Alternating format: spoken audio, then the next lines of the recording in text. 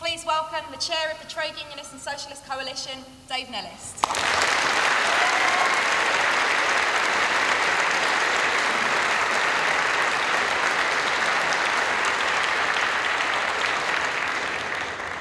Well, sisters and brothers, comrades and friends, for 4.5 years during the life of this coalition government, they've imposed a diet of austerity and of savage cuts on ordinary working people.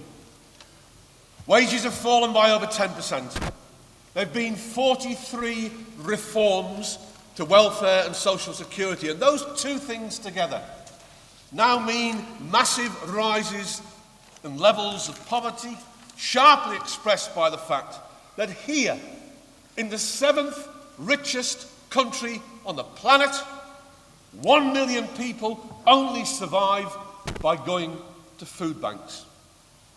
Today's generation of young people will be the first for decades who won't automatically have an easier life than their parents. 70 years ago, 80% of people bought homes. 50 years ago, 60% of people bought homes.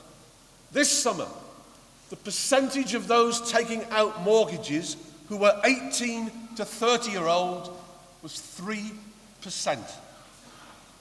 The safety net provided by local councils is rapidly disappearing. By the end of this Parliament, funding for essential local services will be cut by 40%. 400,000 jobs will be axed. Libraries, children and family centres, adult education centres and youth clubs, social care for the elderly, all closed. And it matters little whether those cuts and closures were carried out enthusiastically by Tories and Liberal Democrats or with a heavy heart by Labour. Cuts hurt. Cuts kill. But while our families suffer, the rich in this, the 7th richest country on the planet, in that same 5 years have prospered. The richest 1,000 people in Britain have seen their wealth double in the last 5 years, from £258 billion to £519 billion. The richest 1,000 people in Britain now have more wealth than 35 million people put together. That is obscene.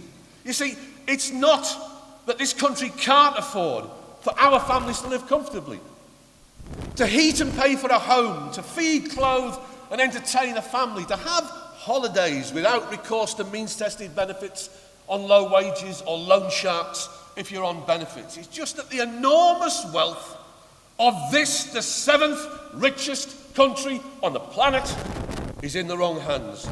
And none of the establishment parties will challenge or change that. In fact, to preserve that wealth, the Tories plan to make cuts a permanent feature of politics in this country, to reduce public spending in the next Parliament to levels it was not seen in this country for 70 years, since before the National Health Service itself was founded.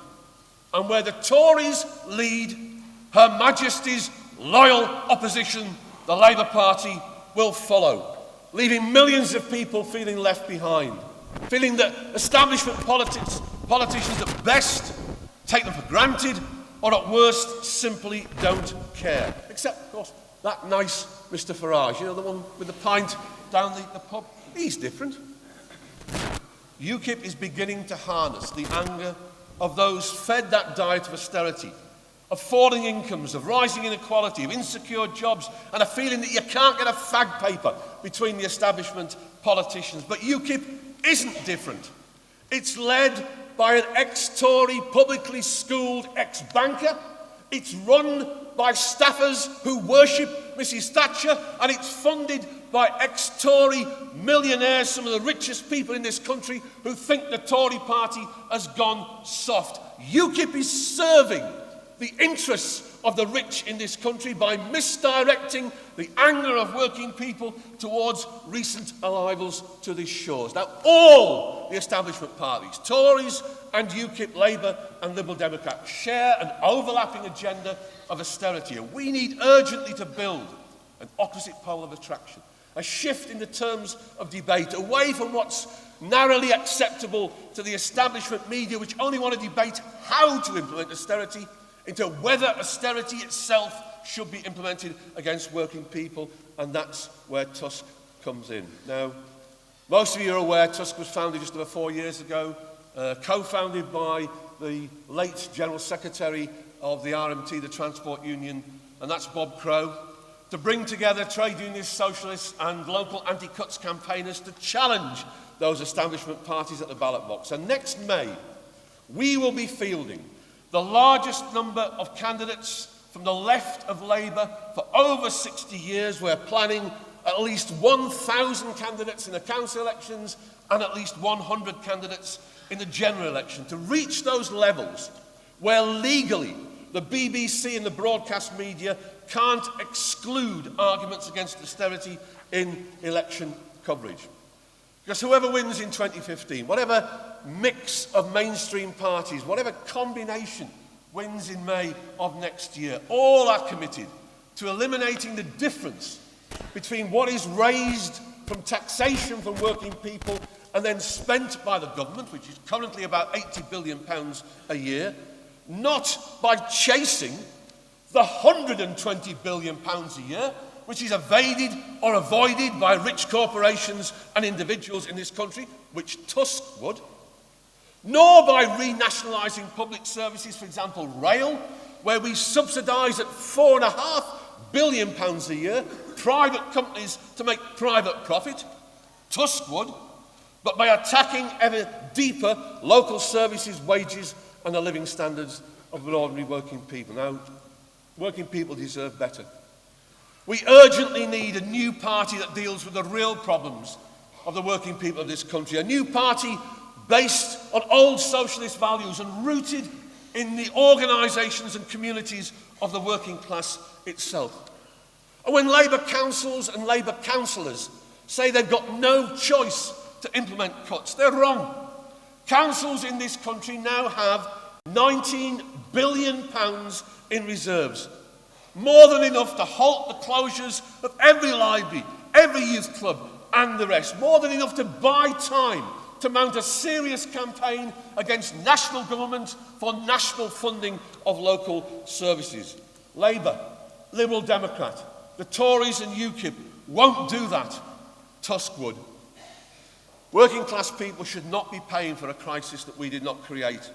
We will fight, and all our candidates are pledged to restore public services to public ownership, gas, water, electricity and the rest, stolen from us by previous governments, to renationalise the National Health Service so health again is genuinely free, to build homes and to rebuild local services, to tax the rich, to abolish the bedroom tax, to restore real value of pensions, to lift the minimum wage by 50% to £10 an hour, and to make such gains permanent, to build a society for the millions and not for the millionaires, to use the wealth of this, the seventh richest country on the planet, through democratic public ownership of companies, banks and institutions, so we can plan in a rational way for the real needs of ordinary working people. Now, that's what TUSC stands for.